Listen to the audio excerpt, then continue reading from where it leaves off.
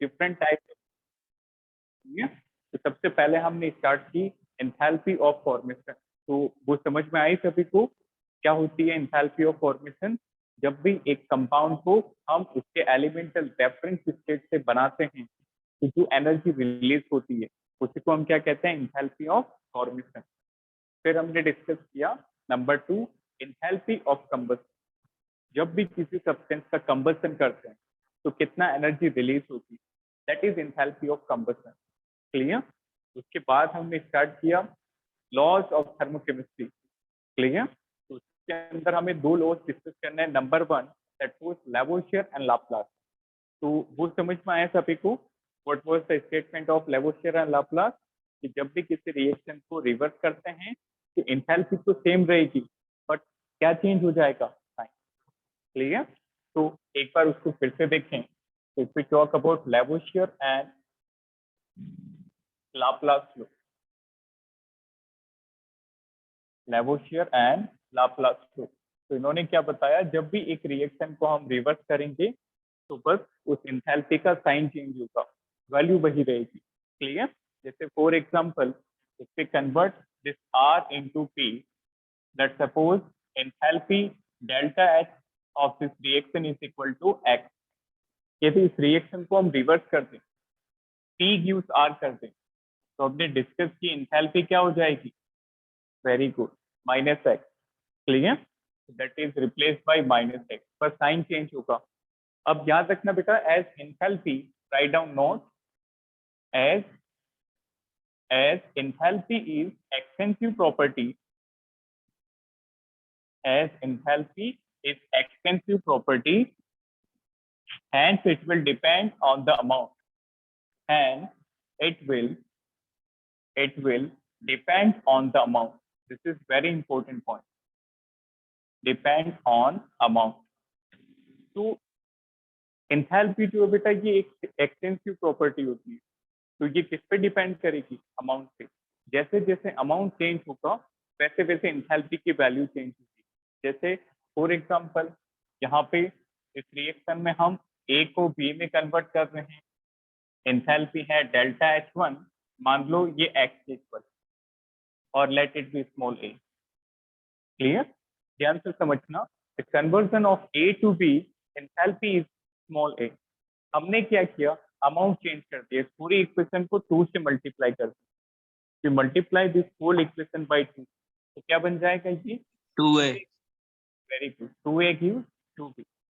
तो क्या बेटा इस एंथैल्पी पे फर्क पड़ेगा जब हम इसको 2 से मल्टीप्लाई करेंगे? एग्जैक्टली, जिस प्रपोर्शन में हम रिएक्शन को मल्टीप्लाई करेंगे उसी प्रपोर्शन में एंथैल्पी बढ़ जाएगी।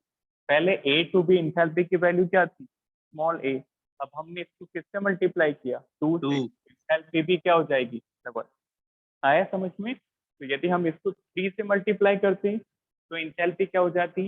देखिए, ओके। तो ये दोनों इंपॉर्टेंट इंफॉर्मेशन हमें लैवोशियर और लाप्लास लॉ से मिलती है। क्लियर?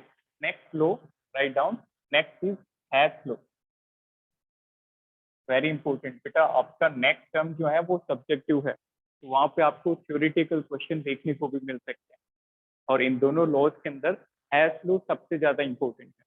क्लियर? तो next write down Hess law of constant heat submission.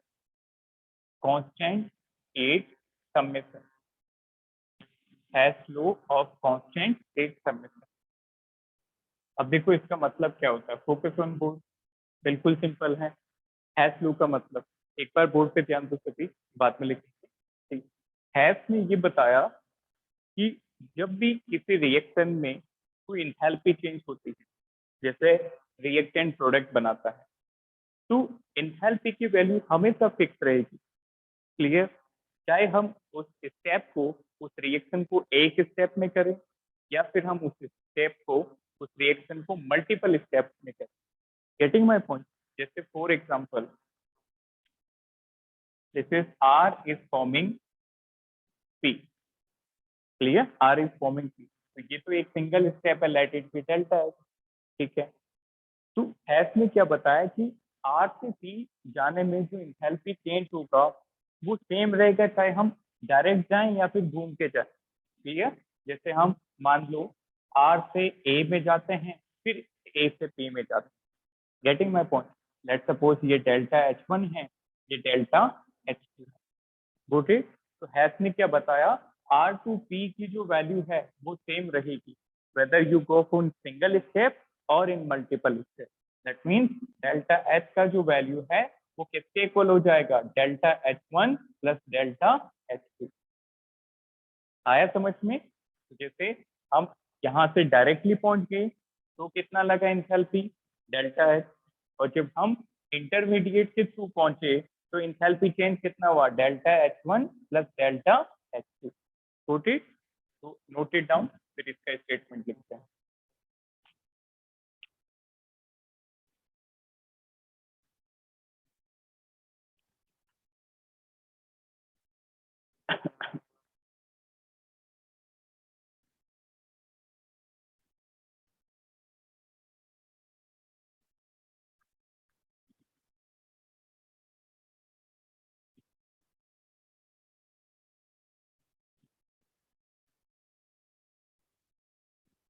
तो ये एक्सप्रेशन वाइज समझ में आया सभी को? बिल्कुल आसान है, चाहे एक स्टेप में जाएं या फिर घूम के जाएं, एंथैल्पी तो बराबर होगी। तो we can write the statement, write down statement. The heat absorbed, the heat absorbed or evolved during a chemical reaction, during chemical equation is same, is same। क्या कह रहा है स्टेटमेंट कि एक रिएक्शन के अंदर हीट एब्जॉर्ब होगी या इवोल्व होगी, वो सेम रहेगी, चाहे whether whether the reaction take place in single step और in multiple step, single step और इन मल्टीपल स्टेप। तो देखो इस स्टेटमेंट से रिलेट कर पा रहे हैं, the heat absorb will be same weather the reaction will complete in single step और इन मल्टीपल स्टेप। तो बताओ सिंगल स्टेप कौन सा वाला है, सिंगल स्टेप में कौन सा? Very good, R to P. और मल्टीपल स्टेप कौन सा है? RAD। Exactly, R to A then A to P. Clear? Note it down.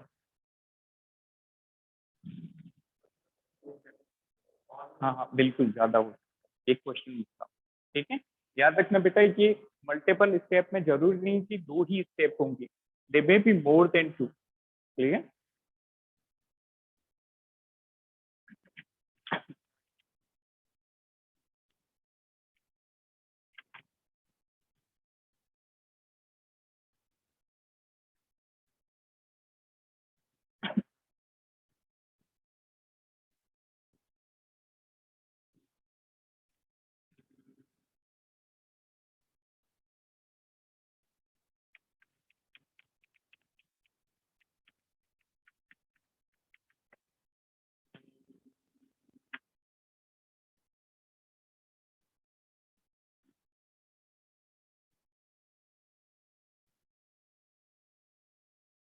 बेटा दोनों लॉज पे एक क्वेश्चन हम डिस्कस करेंगे, इस तरह से क्वेश्चन आपको पूछे जाएंगे। Got it? देखा सभी ने? तो बिल्कुल सिंपल है। देखो लैवोसियर और लाप्लास में हमने क्या सीखा कि जब भी हम रिएक्शन पलटेंगे, रिवर्स करेंगे, तो एंथैल्पी तो वही रहेगी, बस साइन बदल जाएगा। फिर हमने क्या डिस्कस किया, एंथैल्पी एक्सटेंसिव प्रॉपर्टी है, तो हम यदि किसी इक्वेशन को किसी फैक्टर से मल्टीप्लाई करते हैं तो एंथैल्पी भी उसी फैक्टर से चेंज हो जाएगी। जैसे हमने यहाँ पे 2 से मल्टीप्लाई किया तो 2a हो गई, लाइक दैट। फिर हमने हैश में क्या डिस्कस किया कि एक स्टेप की एंथैल्पी हमेशा फिक्स होती है, चाहे वो स्टेप सिंगल स्टेट में हो या फिर मल्टीपल स्टेप में। तो देखो किस तरह के क्वेश्चन यहाँ पे पूछे जाते हैं।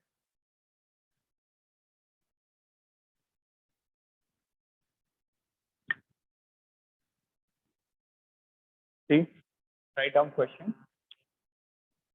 Consider a reaction. Consider a reaction This is M plus H2O will give you MOH plus half H3. The enthalpy of this reaction is 40 kilocalorie. बहुत सिंपल क्वेश्चन है.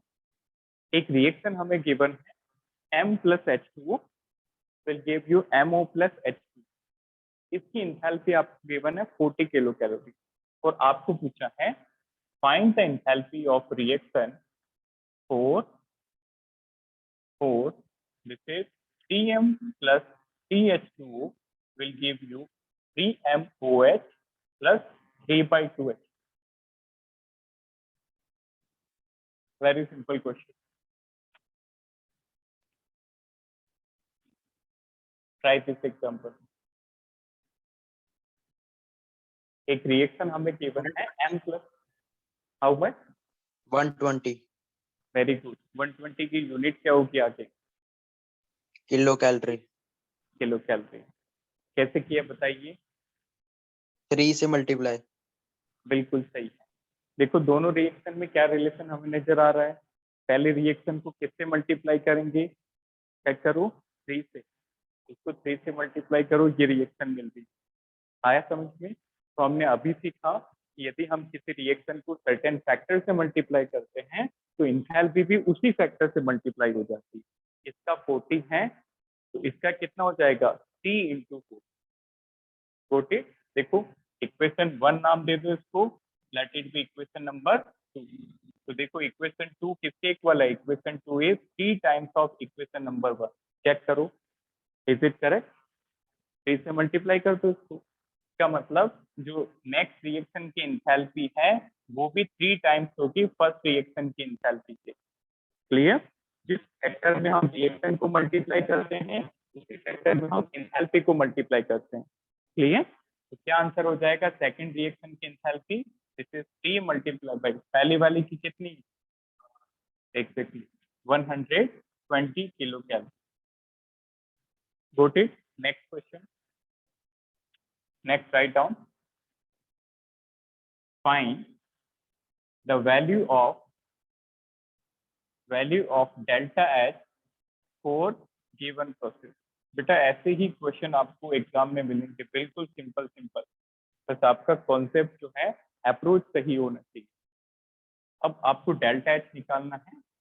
ए गिव्स बी के लिए, that is delta H. इसका value हमें निकालना है. ए से B हम सी से जाते हैं, सी से डी में आते हैं, फिर वापस बी में चले जाते हैं. इसके लिए डेल्टा एच गिवन है -40 किलो जूल. इस स्टेप का डेल्टा एच है +20 किलो जूल. इस स्टेप का डेल्टा एच है -15 kilo joule. Very simple problem.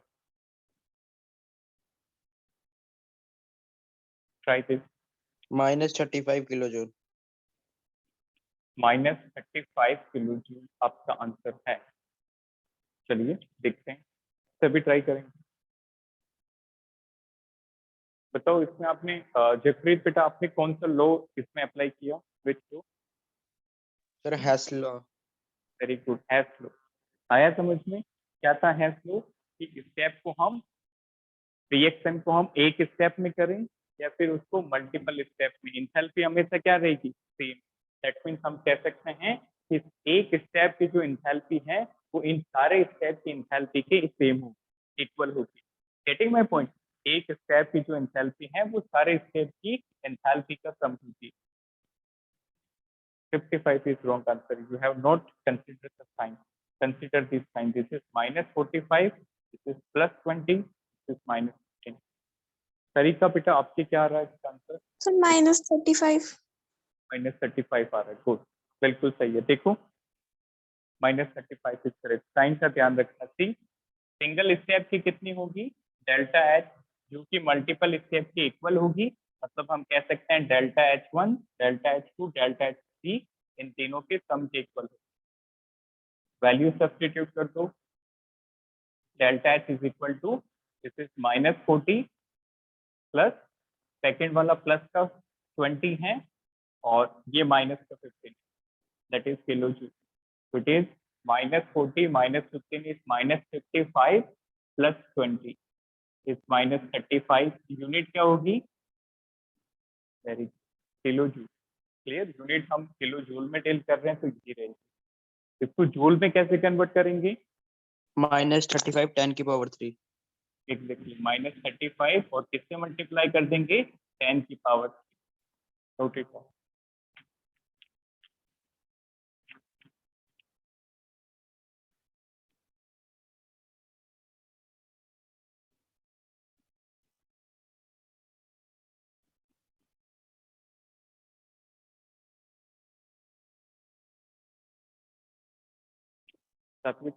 Is it clear to you? Agam?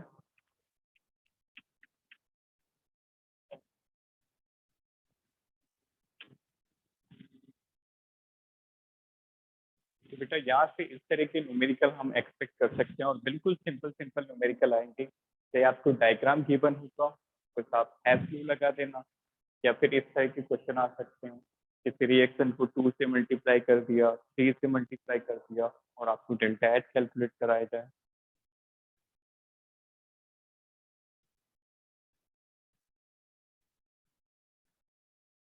Noted?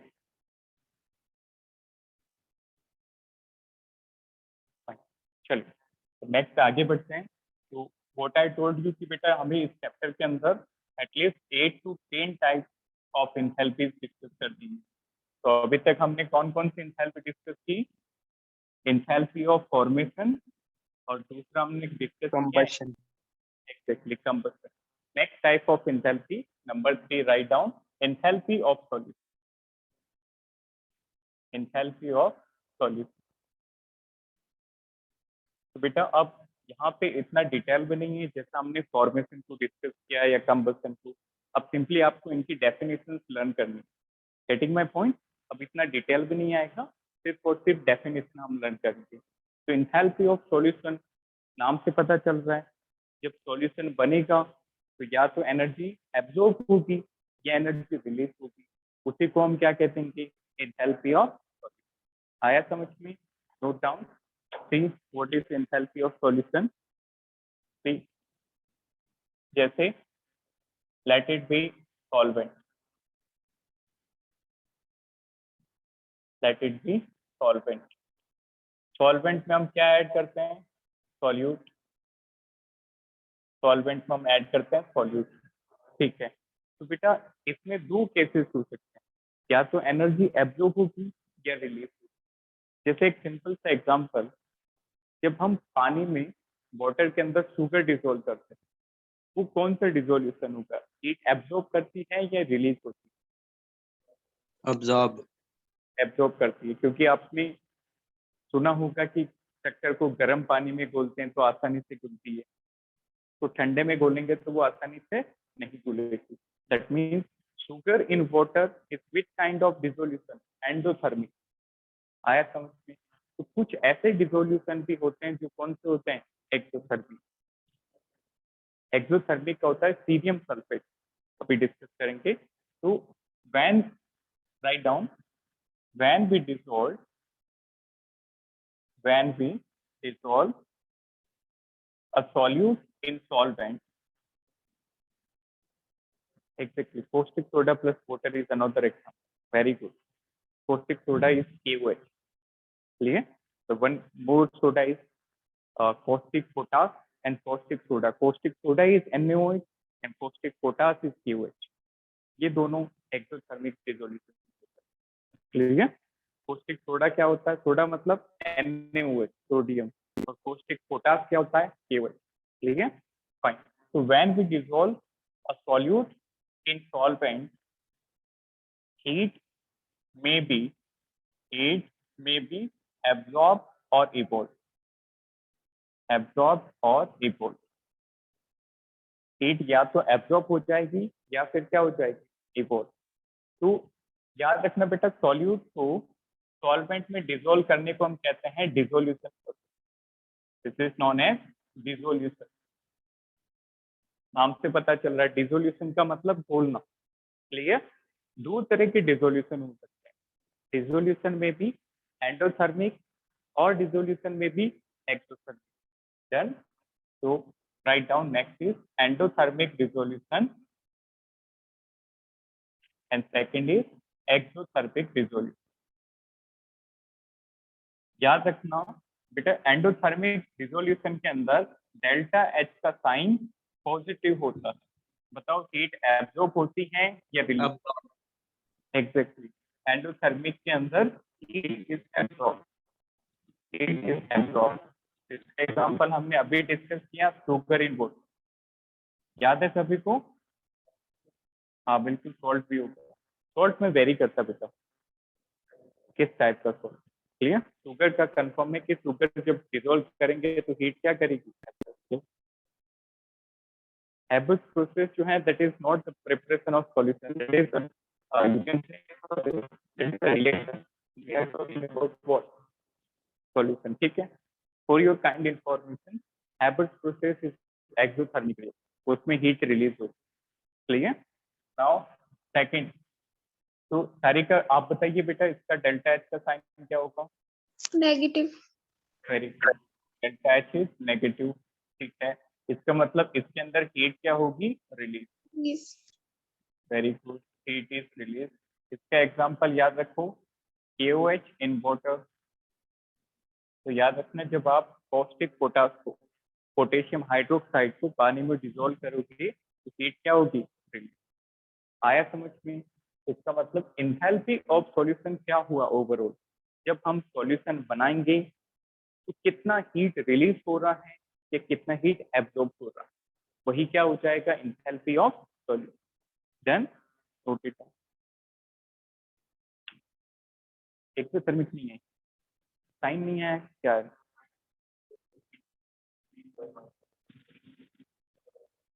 जैसे यहाँ पे बेटा ये सॉल्यूट के नेचर पे डिपेंड करता है कि हीट निकलेगा या हीट एब्जॉर्ब करेगा। ठीक है, कुछ ऐसे सॉल्यूट होते हैं जिनको घोलने के लिए हमें हीट देनी पड़ती है। जैसे बहुत प्रैक्टिकल एग्जांपल देखो, फोकस ऑन बोथ। पहला एग्जांपल, शक्कर को जब पानी में घोलते हैं उसको हीट चाहिए, गर्म कर दो पानी तो वो जल्दी से घुल जाएगा। अब एक एग्जांपल नोटिस करना कि जब हम व्हाइट वॉश करते हैं, सुना है पुताई इसको हिंदी में कहते हैं? एग्जैक्टली। उसके अंदर हम चूना डालते हैं, पानी के अंदर लाइम डालते हैं। तो जैसे ही आप लाइम को डालते हो तो बेटा वो एकदम से हीट रिलीज, इसमें से धुआं निकलता है। अब ऑब्जर्व करना, जब भी आप लाइम को, चूने को पानी में डालोगे तो धुआं निकला। तो धुआं किस लिए निकला? क्योंकि उसका डिसोल्यूशन किस टाइप का था? एक्सोथर्मिक। तो वो घुलते टाइम हीट को बाहर फेंकता है, रिलीज करता है। तो कौन सा डिसोल्यूशन? एक्सो। और शक्कर को जब घोलेंगे तो वो हीट एब्जॉर्ब करके घुलता है, तो कौन सा डिसोल्यूशन? एंडो। Note it. तो जैसे वो चूना वाला एग्जांपल समझ में आया, लाइम को जब वाटर में डालेंगे तो हीट क्या होगी? रिलीज। तो वो कौन सा डिसोल्यूशन होगा? Exo. Clear? Next write down enthalpy of hydration. Number 4, वो सॉल्यूशन नहीं बनेगा। We are talking about solution. Lava को पानी में डालोगे तो लावा तो जम जाएगा नहीं, कि घुल जाएगा? जम जाएगा ना। चिपरीत, यस सर। आप बताइए यदि हम लावा को पानी में डालें तो क्या वो सॉल्यूशन बनेगा? No sir. जैसे लावा डालोगे तो या तो वो पानी को वेपोराइज कर देगा, इतना गर्म होगा, या फिर चलो लावा ठंडा भी हो गया तो वो नीचे जम जाएगा, पानी में घुलेगा थोड़ी। आया समझ? चलो सॉल्यूशन की बात, एंथैल्पी ऑफ सॉल्यूशन, सॉल्यूशन बन रहा है कि नहीं बन रहा है? तो enthalpy of solution heat release not release is endothermic exothermic. Getting my point? वो आप रिलेट कर सकते हो, that is not a dissolution, मतलब घुलेगा थोड़ी लावा। आया समझ? You can say endothermic, exothermic, but we can't say dissolution. We are talking about what? Dissolution. ठीक है। नेक्स्ट एक और एग्जांपल, यदि हम मड को पानी में डालें, दोनों टाइम से मड को पानी में डालें, क्या वो डिसोल्यूशन होगा? नो। मड क्या होगी? फिर से डिपॉजिट हो जाएगी नीचे। क्या वो घुलेगी इसके अंदर? It is not dissolution. आया समझ? तो हम इंथैल्पी ऑफ सॉल्यूशन किसके लिए डिफाइन करते हैं? सिर्फ और सिर्फ सॉल्यूशन के लिए। Clear? Next write down enthalpy of hydration. Fourth type of enthalpy is enthalpy of hydration.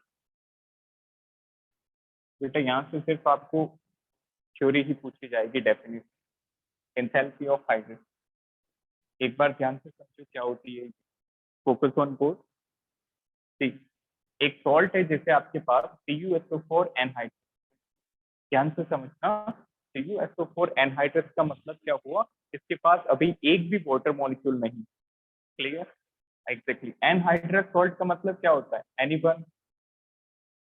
No water. Exactly, very good. ये आपको बेटा बार बार लैब में भी मिलेगी। एनहाइड्रस सॉल्ट का मतलब होता है जिसके साथ वाटर एसोसिएट नहीं। आया समझ में? जैसे NaCl एनहाइड्रस, नमक जो है एनहाइड्रस कब होगा, जब एकदम सूखा होगा पैकेजिंग के टाइम, बट थोड़ा सा बारिश हो जाए, हम उसको खोल के रख दें तो वो पानी को क्या कर लेगा, एब्जॉर्ब, तो वो क्या हो जाएगा, हाइड्रेटेड। Hydrate. Exactly, clear? तो अभी ये क्या है, एनहाइड्रस। तो बेटा जब ये वाटर एब्जॉर्ब कर लेगा, याद रखना पर्टिकुलरली इस कंपाउंड की बात कर रहा हूँ, CuSO4, इसकी टेंडेंसी होती है ये 5 वाटर मॉलिक्यूल पे एब्सॉर्ब करता है, तो क्या बना देगा, CuSO4.5H2। तो अब इस प्रोसेस को हम क्या कह देंगे, हाइड्रेशन। वाटर का एडिशन क्या हो गया, हाइड्रेशन। इस प्रोसेस में जो एनर्जी रिलीज होगी उसको हम क्या कहेंगे, delta H hydration. Delta H hydration. ये क्लियर हुआ सभी को? जब भी किसी एनहाइड्रस सॉल्ट का हाइड्रेशन होके कौन सा सॉल्ट बन जाएगा, हाइड्रेटेड सॉल्ट, उस दौरान जो हीट रिलीज होगी उसी को हम क्या कह देंगे, एंथैल्पी ऑफ हाइड्रेशन। हाइड्रेशन की वजह से जो हीट चेंज हुआ वो क्या हो जाएगा, एंथैल्पी ऑफ हाइड्रेशन। आया समझ में? हाइड्रेशन क्या होता है ये क्लियर है सभी को? तो दिस इज हाइड्रेटेड सॉल्ट। तो अगर हम बताएंगे what is the difference between hydrated salt and anhydrous salt. Very good. This is not associated with any water molecule, and this is associated with water molecule. And listen carefully, CuSO4 के अंदर 5 हुए हैं, हो सकता है किसी और chart में 10 भी हो, 7 भी हो, so it will vary on compound. Clear? So write down definition, enthalpy of hydration. Write down. Write down. इसको define करेंगे. Exactly. The enthalpy change. The enthalpy change when the enthalpy change when 1 mole of anhydrous salt, the enthalpy change when 1 mole of anhydrous salt will combine with required amount of water, will combine with required amount of water to form stable hydrated salt, to form stable hydrated salt. Stable hydrated salt is known as enthalpy of hydration. Is known as enthalpy of hydration. Yes, yes, I'm repeating again. Is known as enthalpy of hydration. एक बार make करो, फिर से repeat कर रहा हूँ. The enthalpy change when 1 mole of anhydrous salt combines with required amount of water to form stable hydrated salt,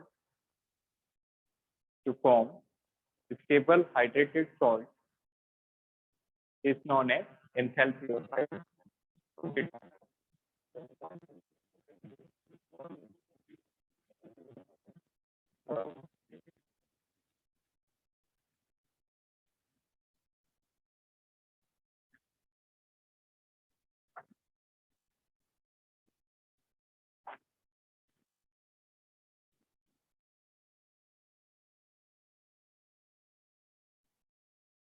will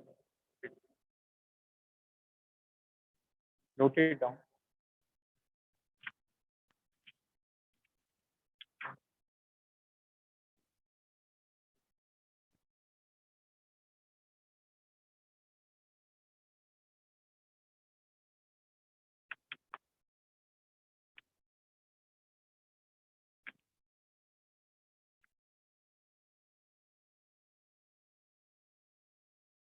Fine. लिखा सभी ने?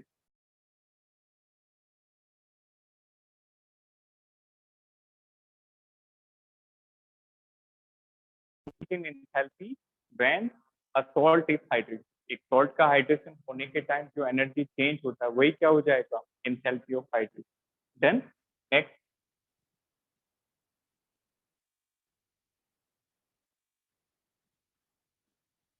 Next write down. ओके, जल्दी लिखो, बहुत टाइम मिला. नोट इट डाउन जल्दी से.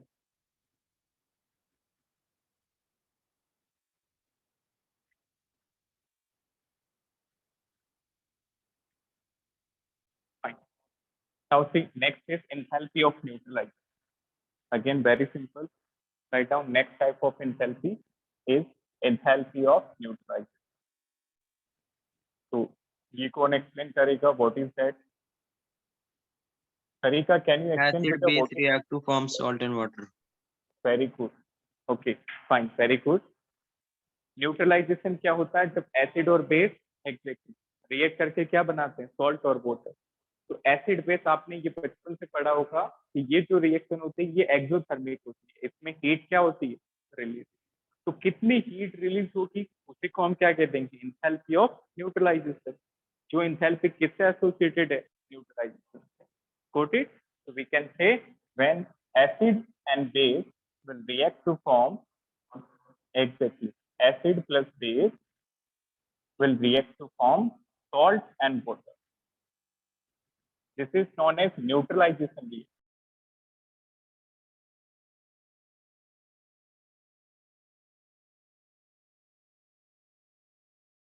Neutralisation reaction. ठीक है, अब एक एग्जांपल से समझें.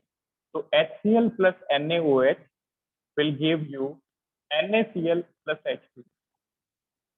HCl plus NaOH will react to form NaCl plus H2. Clear? तो इसमें से बताओ बेटा कौन सा एसिड है यहाँ पे? HCl. And NaOH is base. Salt कौन सा बना? NaCl. And this is water. तो इसमें जो हीट रिलीज होगी वही क्या हो जाएगी? Enthalpy of neutralization. So we can say this delta H of reaction is equal to delta H neutralization. Note down. इसको कैसे डिफाइन करेंगे? It is the enthalpy change. It is the enthalpy change when one equivalent of acid will neutralize by base, neutralized by base to form what?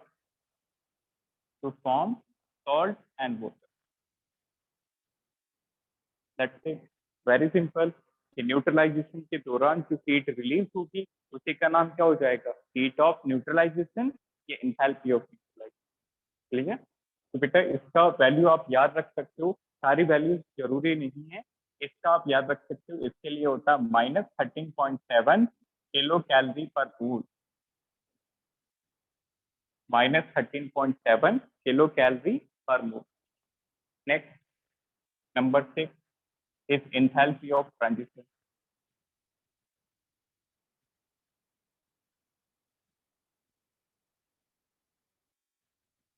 Enthalpy of transition. Note it down.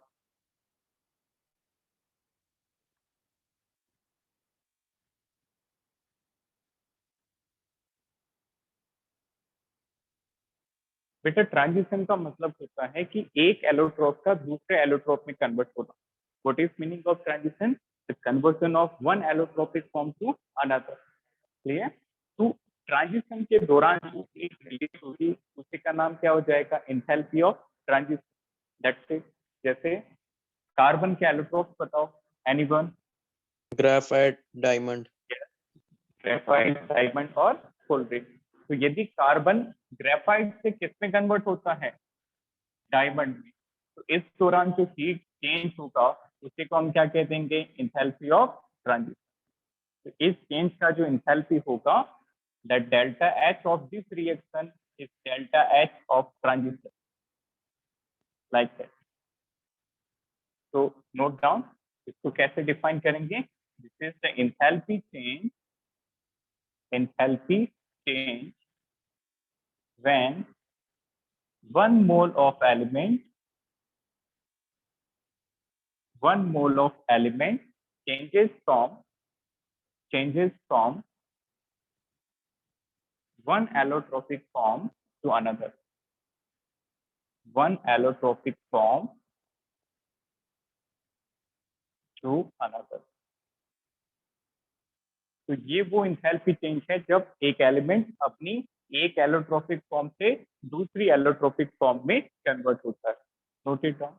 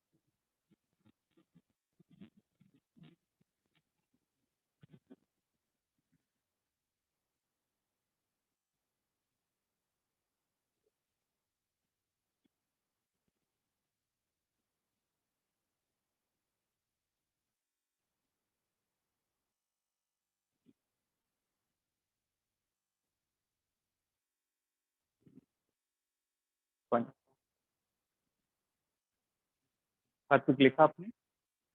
तो चलिए, next type की enthalpy है enthalpy of fusion, vaporisation and supplement. तो ये आप खुद से भी डिफाइन कर सकते हैं। बताओ फ्यूजन का मतलब क्या होता है? Anyone? Solid to liquid. Solid to liquid, बिल्कुल सही है। फ्यूजन, वेपोराइजेशन क्या होता है? Liquid to vapour.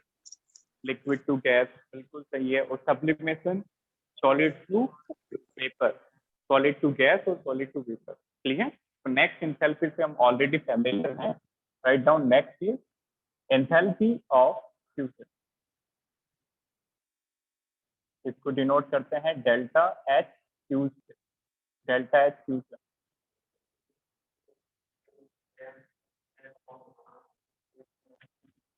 फ्यूज का मतलब यहाँ से मेल्ट से है। आपका कहने का मतलब ठीक है, फ्यूज का मतलब एक दूसरे को फ्यूज करके मिक्स करना, बट ये वाला फ्यूजन है मेल्टिंग वाला। क्लियर? फ्यूजन का दूसरा मतलब होता है मेल्टिंग। मेल्टिंग का मतलब क्या होता है? सॉलिड को किस में कन्वर्ट करना? लिक्विड। क्लियर? तो जैसे for example enthalpy of fusion, तो if we convert this ice into water, तो इस दौरान जो एंथैल्पी चेंज हो जाएगा उसी को हम क्या कह देंगे? Enthalpy of fusion. That's it. तो डिफाइन कैसे करेंगे? This is the enthalpy change, enthalpy change when one mole of solid is melted to or converted to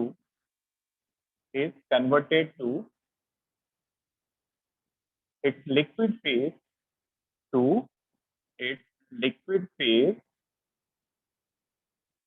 at melting point। at melting point temperature important है बेटा। किस temperature पे होगा ये change? Melting point पे। तो ये समझ में आया सबको? जब एक मोल सॉलिड को हम किस में कन्वर्ट कर देंगे? नेक्स्ट डिफाइन करो एंथैल्पी ऑफ वेपोराइजेशन।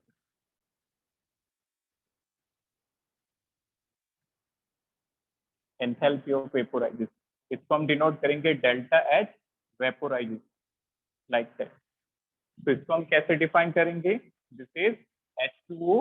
वेपोराइज होने का मतलब क्या होता है? लिक्विड से वेपर बनाना, H2O लिक्विड टू वेपर। इस रिएक्शन का जो इंथैल्पी चेंज होगा that is nothing but this is delta H vaporization. Noted? इसको कैसे डिफाइन करोगे? एनीवन बताओ इसको कैसे डिफाइन करेंगे? Enthalpy This is the change when 1 mole of liquid converted to gas at boiling point. Boiling point. Very good. ये temperature किस पे होगा ये चेंज? लिक्विड कब वेपोराइज होगा? बॉइलिंग पे। और मेल्ट कब होता है? मेल्टिंग पॉइंट पे।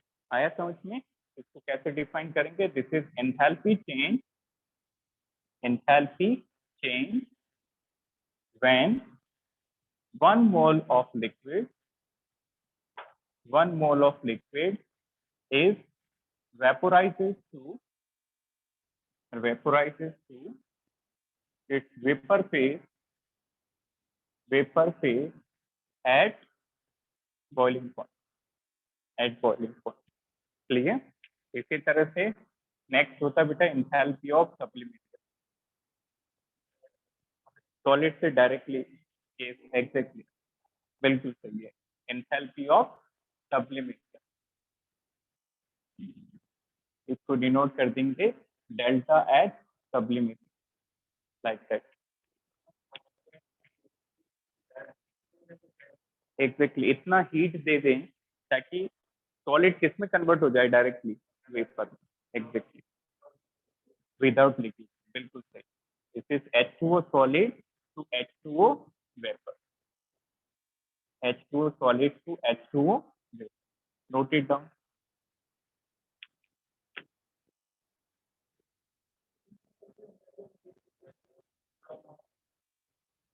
Okay, good question. ठीक, तीनों की वैल्यू हम लिख सकते हैं, ज्यादा इंपॉर्टेंट नहीं है। आप वाटर के लिए याद रखो, सब लिक्विड की याद रखने की रिक्वायरमेंट नहीं है। सिर्फ और सिर्फ किसकी याद रखनी है? वाटर की। तो याद रखना बेटा, वाटर का जो फ्यूजन होता है वो होता है 6 किलो जूल पर मोल।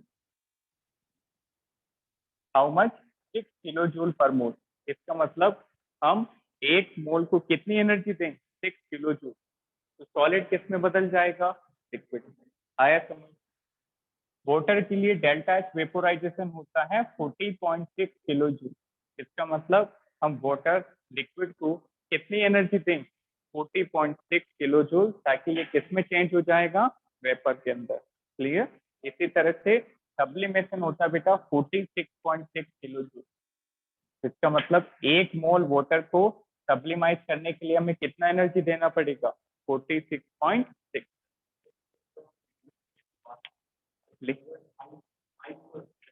हाँ हाँ, हो जाएगा। कुछ अपनी हीट, इतना हीट दे दोगे तो डायरेक्ट बदल जाएगा बिना लिक्विड का एकदम। जैसे आपने देखा होगा, सी फोकस ऑन बोर्ड, जैसे आपने काफी बार देखा होगा कि बेटा बहुत ज्यादा टेम्परेचर की बात करें, जैसे लावा पे पानी डालोगे, लावा पे पानी डालोगे तो एक झटके से क्या हो जाएगा? Vaporise.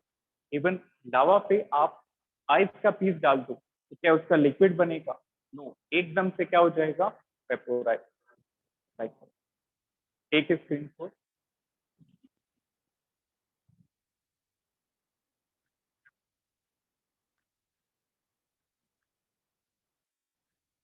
that will take very few seconds. If you apply this much of energy, very few seconds, that would readily convert in seconds.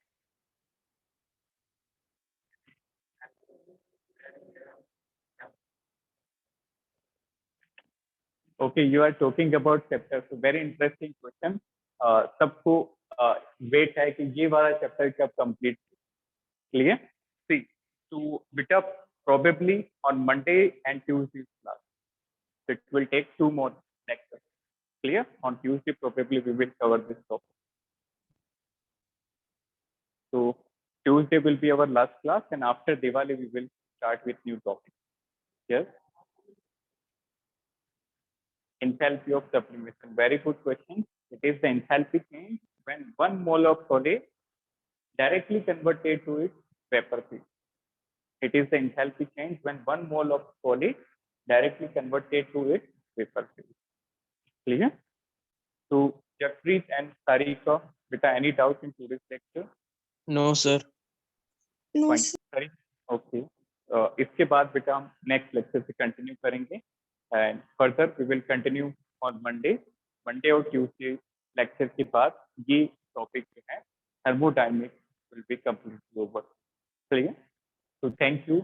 और बेटा जो आपके टेस्ट हैं we will conduct the test after Diwali, post Diwali. Clear? I think last test I conducted was on chemical equilibrium. Isn't it, Jeffrey? You gave the test, I Yes, think. sir. ठीक है. इसके बाद next वाले topic से related हम करेंगे. That is S log, hydrogen और redox. ठीक है. तो thank you. Have a nice